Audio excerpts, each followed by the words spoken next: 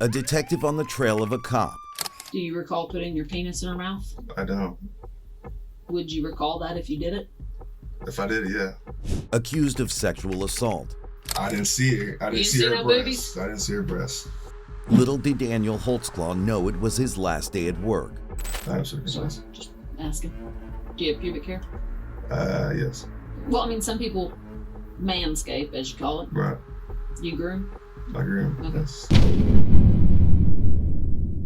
Daniel Holtzclaw, a former police officer, made headlines for all the wrong reasons after being arrested for multiple sexual assaults on 8 different women. The allegations against Holtzclaw were heinous, with claims that he preyed upon vulnerable women, many of whom were African American and had prior criminal records. He was accused of using his position of power as a police officer to coerce them into sexual acts, ranging from rape to indecent exposure. After a thorough trial, Holtzclaw was found guilty of 18 of the 36 counts that he faced. However, the events leading up to his arrest are equally as harrowing. On June 18, 2014, Holtzclaw had finished his shift and was on his way home when he made an unreported traffic stop. The unsuspecting victim, Jannie Ligens, a 57-year-old woman, claimed that Holtzclaw sexually assaulted her during this stop. The following afternoon, Holtzclaw reported for his daily shift at the Oklahoma City Police Department, OKCPD. However, he was pulled aside for questioning and subjected to a 2-hour interrogation. This interrogation would prove to be a critical turning point in the case, as it revealed numerous inconsistencies in Holtzclaw's story and ultimately led to his arrest. The interrogation itself was intense and emotionally charged, with investigators grilling Holtzclaw on every detail of the alleged assault. They pushed him to explain his actions and relentlessly questioned him until they were satisfied with the truth. The tension in the room was palpable as Holtzclaw struggled to explain himself and defend his actions.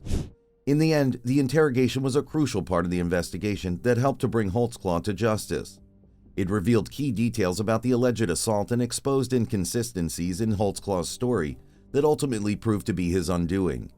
The events that unfolded in that interrogation room were a sobering reminder of the devastating impact of sexual assault and the importance of holding perpetrators accountable for their actions. As Daniel was taken away and locked in a room, he realized he was going to be interrogated. The leading detective wasted no time in establishing her superiority, blatantly stating his many years of service in law enforcement. Daniel felt uneasy because the detective's words were tinged with mystery and intrigue, and he had no idea what would happen next. You still ask me any questions if you have one. Right. Okay, don't be embarrassed of that. Right. Okay? I think I'm already embarrassed. Why are you embarrassed? Why? Tell me why you're It's a embarrassed. station deal, so. Nobody. Well, I mean, there's I mean, rumors everyone- flying. I know. And we tried to do that as kind of quietly as we could. And that's why we took you up the front and stuff. But this is going to make the rumors go away. Okay. Okay? For you. Right. The rumor tomorrow is going to be on somebody else. Right. Does that make sense? Okay. So let's get them off of you and get them onto somebody else and get this over with. The detective reassured Daniel that they were aware of rumors spreading about him, and they were working to squash them as soon as possible. The detective started the interrogation off on the right foot, asking a barrage of questions. Prepared for what was to come, Daniel girded himself. One of the first things they wanted to know was about a traffic stop Daniel had made after his shift had ended. Daniel had a hard time understanding the detective because of her impenetrable tone. The tension in the room was palpable as the detective pressed him for more information. So I light it up because at first the traffic violation I saw at first when it swerved, that was just west of Northeast 50th in Lincoln. And then made contact. It was a black female. Asked for license insurance. Stated that she didn't have insurance. Gave me an ID.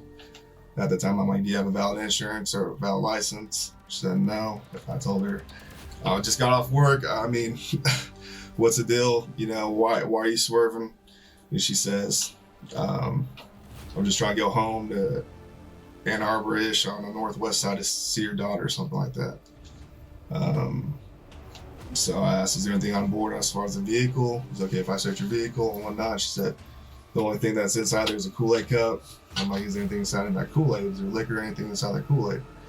She says, "No." I'm like, "Okay, is there anything else inside there?" She says, "There's pills." I'm like, "Is that the only thing?" And then, so I said, "Can I have permission to search your car?" She said, yes. I go inside the car. I see a lot of pills. But what kind of pills? I didn't really... Like scattered pills or in a bottle? She said pills? It was hydrocodone pills, but I just quickly looked at it, and I think I saw her name on the prescription bottle, so I didn't... Oh, so it was a bottle. Right. Okay. There were several bottles in her purse. And then, so at that time, I just returned back to her. It's like, okay, I saw your pills. I didn't see any alcohol. I sniffed the drink, didn't smell any alcohol in the Kool-Aid. I'm like, okay, I'm just off work. I'm tired. Get your license taken care of. Just mine. So she didn't have a driver's license? She didn't have a driver's license. And I was just like, go to DPS, Department of Public Safety on King, get that taken care of, and cut her loose. In his account of what transpired before the traffic stop, Daniel did not spare any details. He went into detail about the pills he had found on the woman and how she was operating a vehicle without a valid license. As she listened carefully to Daniel, the detective's expression was impenetrable. As the detective asked rapid-fire follow-up questions, the atmosphere in the room grew increasingly tense. Daniel was calm under fire, insistent on giving an honest and thorough account of what had happened. The detective's question to Daniel, which seemed innocuous but was actually loaded, took on a more interrogative tone. She raised an eyebrow and asked, "Do you usually make traffic stops?" Do you make traffic stops normally after work? I don't, but in that case, I saw her swerve and whatnot, so I mean, yeah, I don't. Felt. After I get off work. I know. I mean, I know people, the last thing I cops want say to that do, is I- have a, whatnot, to have the vision, whatever. But I felt like I needed to make that traffic stop. Okay. How was she? Was she respectful? Was she? She Not, felt like was she was nervous and whatnot, and I'm like, "Why are you nervous?" And she was even crying. I'm like, "Why are you crying? Why are you nervous? Whatnot?" And she's just like, "I don't know. I'm just nervous because you're a cop and I got pulled over." I'm like, nothing you had to be nervous about. And I told her, I'm like, I don't really want to take you to jail for no SDL or anything. I just got off work. I'm tired. Daniel insisted that he had been extremely polite and respectful to the woman, even letting her off with a warning because he was too tired to give her any more punishment. The detective's next question, however, caught him off guard, and his relief quickly faded. "Did you pat her down and make contact with her?" When you put her in your car, did you pat search her? When I came around, I was like, lift up your shirt. Is there anything on you? Anything as far as your waistband or anything like that? She said no. And then I put her in the vehicle and went from there. Asked her everything. Did your hands go on her at all? I backhanded her on as far as the side. Where on her body? Tell me. You Her backhanded waist, and the back portion. I didn't touch her butt or anything, but the back portion of the waist. And then she lifted it up like right here. And there's nothing. Did she lift it up like this? No. Okay. So she never, like, went, whoo, nothing, No. exposed her breasts or anything like that? She asked me if I was like, no, it's okay. She asked you. If you want to search me, I'm like, no, it's okay. So she never, like, put her hands on the car and you. No. Okay. Where was she positioned or standing when you did the back of your hand on her? Probably the front right fender of my patrol vehicle. But was she facing you or was she turned? No, she was facing away from me. And you just kind of did it like Yeah, this? back there, yes. Okay. Did your hand go on her butt or No, anything? that's not what I was saying. It was the hip, the side, not the butt section. What about right here? No. You didn't? No, I didn't. They can tuck a gun That's right here. why I asked to lift it up. Oh, so she just kind of showed you Yeah, her belly? Right. Daniel gave the detective a full and detailed account of what had happened, assuring her that he had conducted a professional pat search of the woman and had searched only her waist area. The investigator pressed the matter, asking if he had ever engaged in a breast examination, but Daniel was adamant that there was no need to look for him. When the detective asked the woman if she had taken off her bra during the encounter, the conversation took an unexpected turn. Daniel thought twice before relating the story of the woman who offered to undress for him but was politely declined. As they discussed such a delicate and difficult topic, the tension in the room was palpable. And she said, "You want me to show you?" And that's the time I said, no. No, you don't need to do that. She said, she said she was doing this. When you said, "Is there anything inside your bra?" And she was going, "No, I don't have anything like that." Did she do that? Yeah, she did, but I didn't look or anything like that. Right. And then she was like, "Do you want me to show you?" I was like, "No." She said when she said, "Do you want me to show you?" You said, "Yeah," and she went, No, I didn't. but could she have been, woo, flashing you? And Right. now you don't want to tell me because you're afraid you're going to get in trouble? No. When I told her no, I said no. Then she didn't go, yeah, No. because sometimes drunk girls or having a good time. Yeah, and partying down. And let's face it, I've already heard stories about officers people and want, whatnot. they so want I don't officers for I didn't want- hubbies so or I said whatever. no. And I said no. but you could have said no. But I'm asking you if she flashed you anyways. I didn't see her. I didn't You see didn't her see no breasts. boobies? I didn't see her breasts. Okay. What about pants? Nothing in her pants as far as I can search. The investigator's tone changed, becoming more commanding. She wanted to know if Daniel was hiding anything and if he was happy with the direction of the interrogation. Do you recall putting your penis in her mouth? I don't. Would you recall that if you did it? If I did, yeah. Okay. Well, I think you really, in all honesty, you need to really double think about this. I mean, I got to be honest with you. It doesn't look really good. Okay. Okay. I mean, in what you originally thought, detectives just don't roll up in there for no reason. Right. Okay.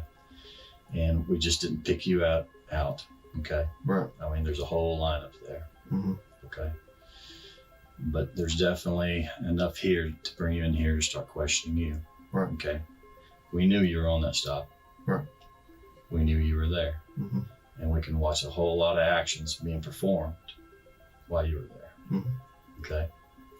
That's why she was trying to give you every out on the whole booby thing. Right. Okay. Now, is there any reason at all, even from whatever angle, because, you know, it takes a little bit to clear up those videos. Right. But any reason why your penis would be out? No. Nothing? Nothing. The detectives' tactics shifted as they sought to create a sense of unease in Daniel.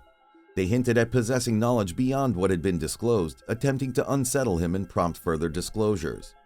Despite their efforts, Daniel remained steadfast in his assertion of innocence. He maintained his composure, refusing to be baited by their insinuations and vague hints. The detectives persisted, insisting that even a momentary touch would be detectable through DNA analysis. If it touched the inside of her mouth for 1 second, 2 seconds, 3 seconds, you gotta tell us now. Look, Right. there's a huge difference. There's a huge difference in between a rape being forced Mm-hmm. and some old girl who wants it. Right. Okay. We've had plenty of that. We get that. We know that. Okay. But there is a big difference. Okay. Right. But I'm just saying, you know, these videos ain't helping, and we're gonna do the comparing and all that. Okay. Okay. But it's not looking good so far. Okay. Okay.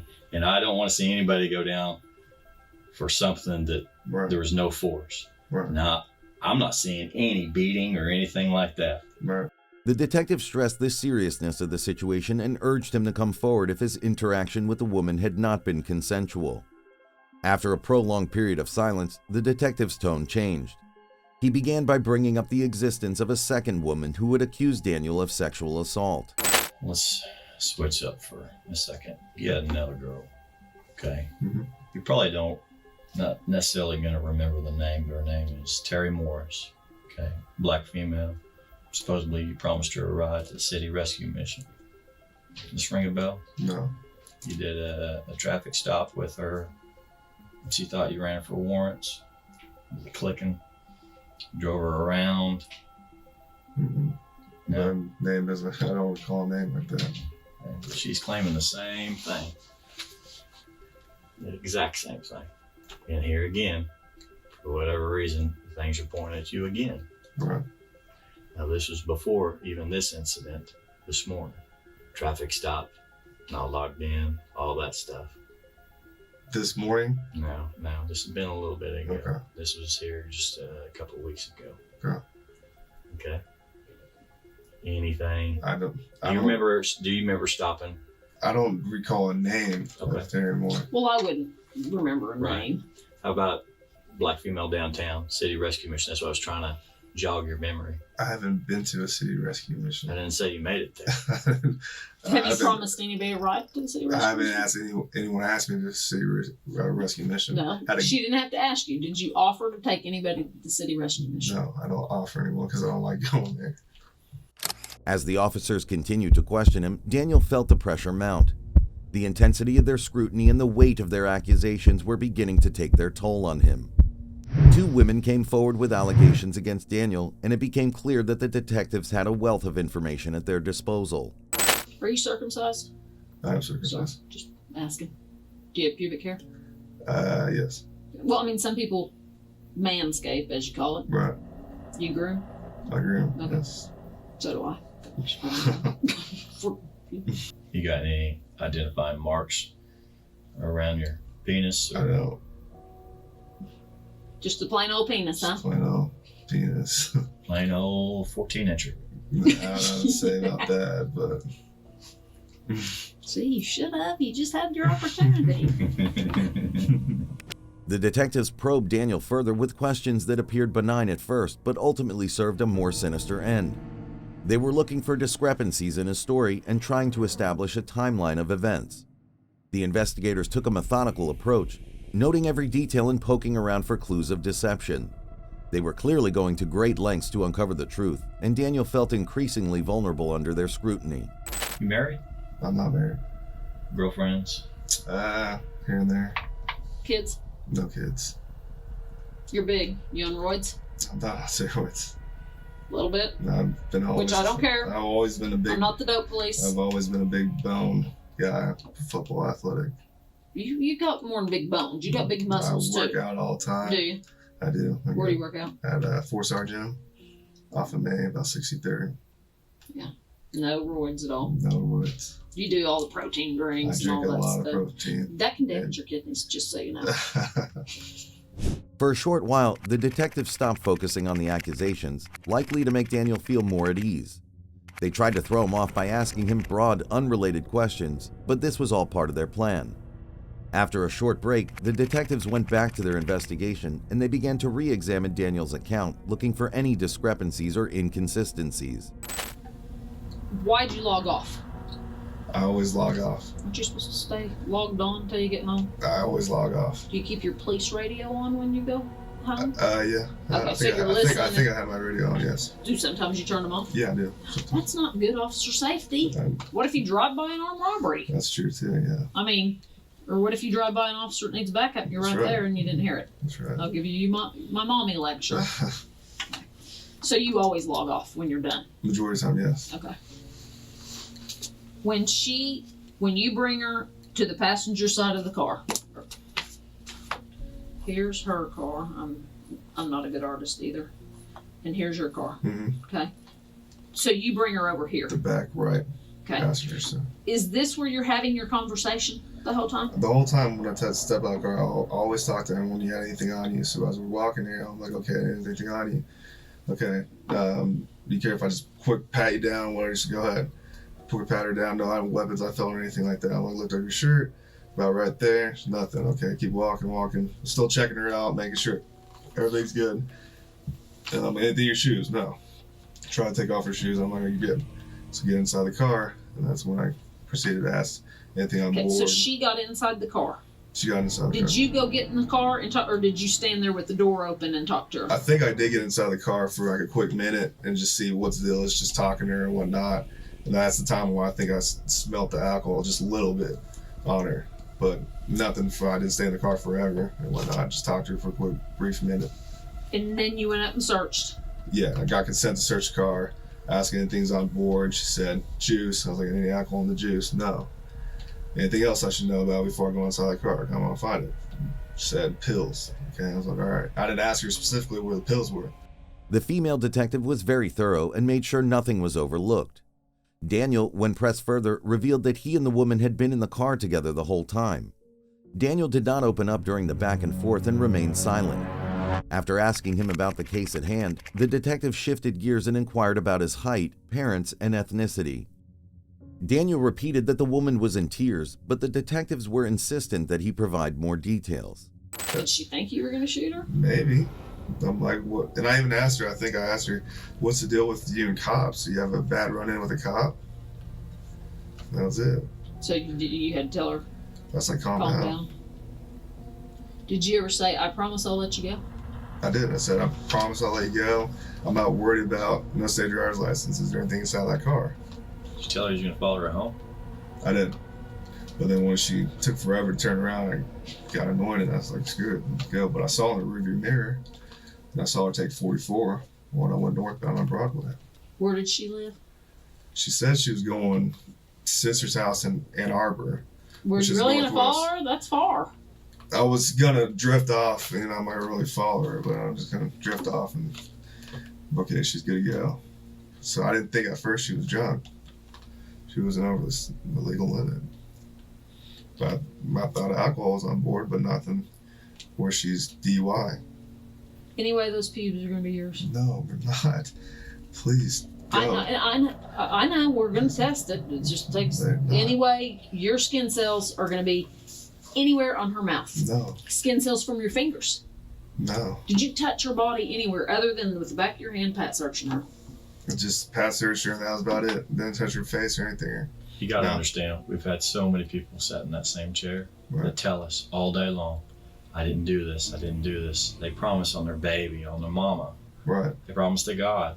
And then they come right back. We get back these tests, and you can't get out of it. You Right. know? I mean, once you kind of get basically kind of locked into something, there's no talking about it. Right. And that's why we would try to give a person every opportunity. Right. Because You if the tests come back, you ain't coming back in here. Because we have a woman that says about, you know, basically being sexually assaulted, Right. okay? And Right. we're calling it by force and all that.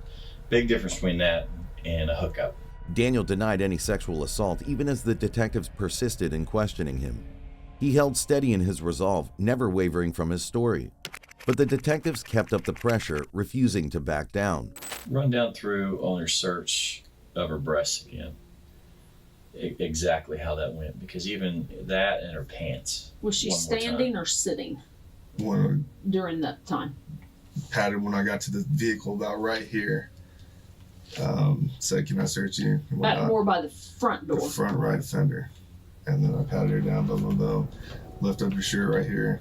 Boom, no weapons. So you said lift up her shirt. Your shirt. Well, What if she would have gone, whoa! then I would have told a supervisor or something. And I'd be like, get that off my back. You know, it's not what I meant. You're like, you searched her with her, where was her, was she facing you or facing away? Facing away. She's facing away. Right. And how are you seeing if anything's falling if she's facing away? If it'd fall, I would see right there. You'd see right there, but don't you usually have them turn face towards you and do a shakeout? Officer safety always have everyone face away from me. You can't see what you can't hit. But you don't know if the weapon's there or anything. As far as I'd quick pat search, lift up your shirt, no weapons on Now, you board. made a mention earlier about her pants. She did what with her pants? As far as that, it was in the back seat. Nothing. She had tight pants, and that's about it. But how did you have her do it? Like a cursory movement around her belt line, anything like that, or any shake? No. Did you tell her how far to raise her shirt or to do the shake with the bra? Anything like that? I think she did the shake with her bra by herself. I didn't say to do any of that. As far as the Did she pull it lift out up, and go like that? Yes, but as far as that's on her. As far as right here is when I told her to lift up the waistband. But she was faced away from you the entire time that her chest was, Right. she was checking. Right. Right. So when she lifted up her shirt, her back was to you? I think she was facing me, obviously, because I'm going to look at the front end. During the search, Daniel claimed the woman was not looking at him and nothing fell out. He persisted in his stance that the search turned up nothing more than pills and alcohol. On the other hand, he admitted to using an OTC pro-hormone supplement. The topic of steroid use then came up for discussion. It's called Methadrol. Does it make you hornier when you're on that? Supposedly, science says that it's supposed to increase your testosterone levels. Do you So, feel? which in case, I guess, makes you more. How long have you been taking that? On and off for maybe a year. So, do you think you want it more since you've been on that? I mean, if you're doing it once a day, that's a lot. Plus jacking I off. think. Plus jacking off. For my age, I don't think that's a lot. Was it that before you took this stuff?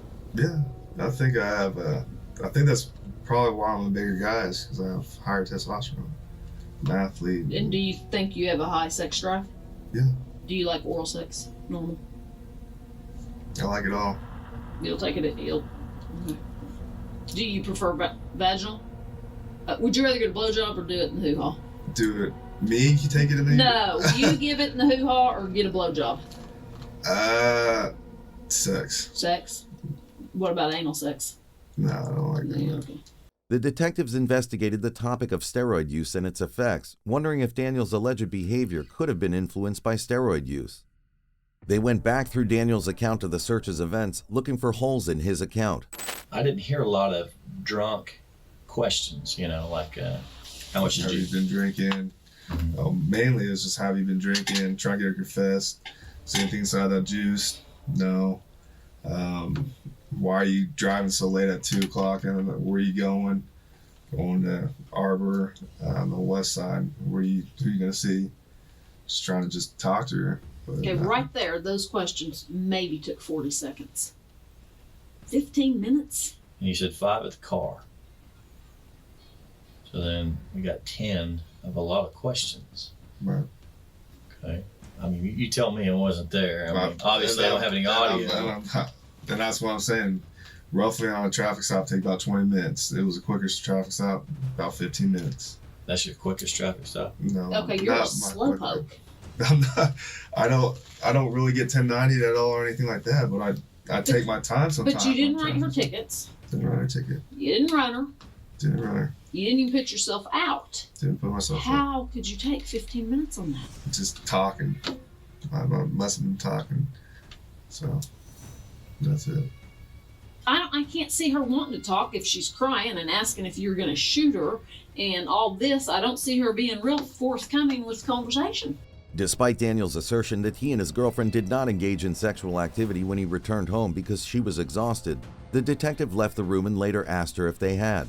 I just talked to Carrie. Okay. She said she was asleep when you got home and you did not try to have sex and you did not have sex. Did try to have sex. She said you didn't. And I asked her, could you have been asleep? And you had kind of, no. And she said no. You did not try to have sex. As much as I don't want to involve her, I tried to have sex with her and she was asleep.